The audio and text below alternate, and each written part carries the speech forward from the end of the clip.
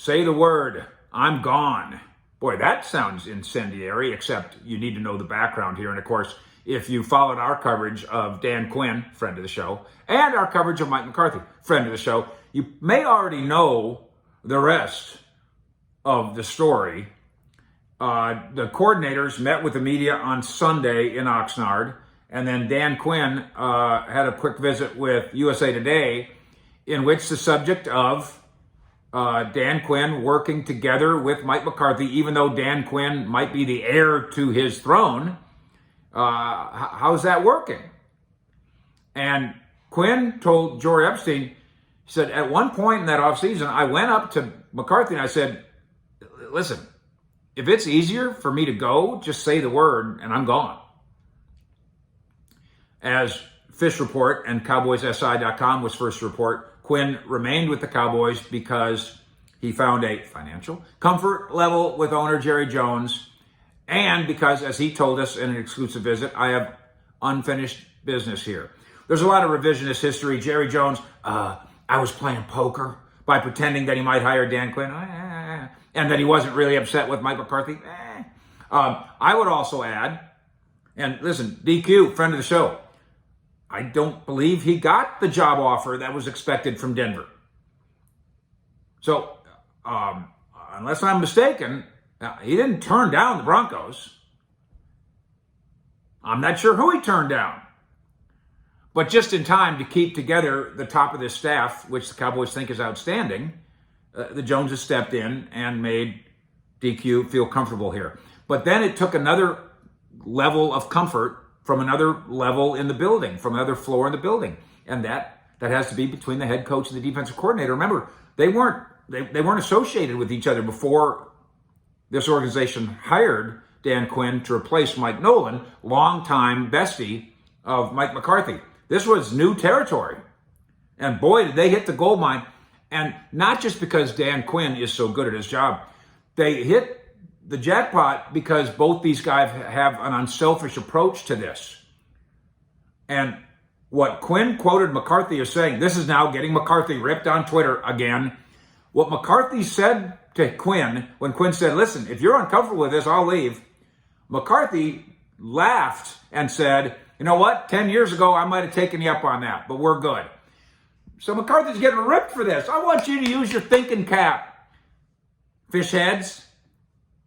First of all, he was smiling when he said that. And second of all, what McCarthy's saying is, I've matured as a coach now.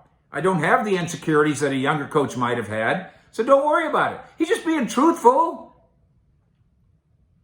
and laughing. And they've got themselves a partnership. Totally key. And this, if you're a McCarthy hater, you're never going to get this. You're never going to see it. You're never going to admit it. There is a certain level of unselfishness with which he conducts his job here.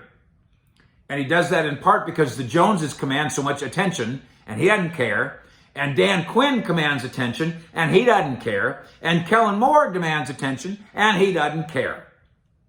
McCarthy's willingness to selflessly work alongside accomplished assistants, including this one, Quinn, who's seen as a possible heir to the Cowboys' top job should McCarthy falter, deserves credit.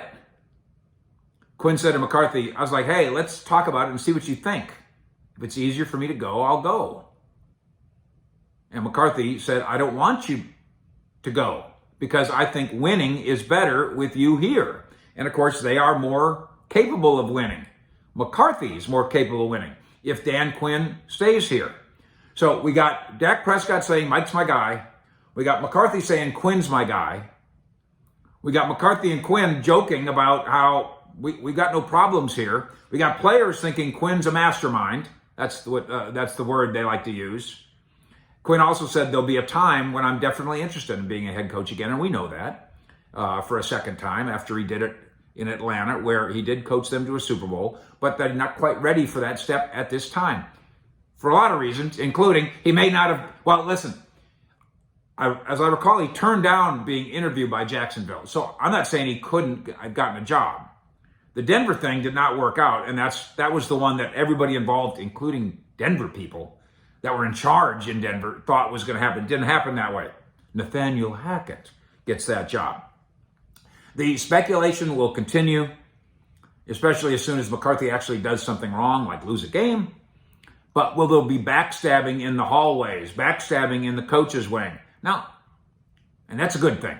The losing won't be good. They'll lose a game, and that won't be good. And what the public says about it won't be fun. But Dan Quinn has Mike McCarthy's back, with no knife back there.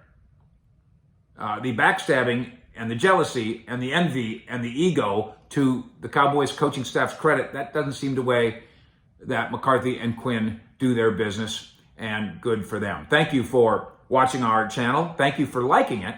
Hit that like button. And then subscribe to what we do here and spread the word of what's going on here in Cowboy Nation among fish heads. 52,000 very special Cowboy fans hang out here at all hours every day. Fish out.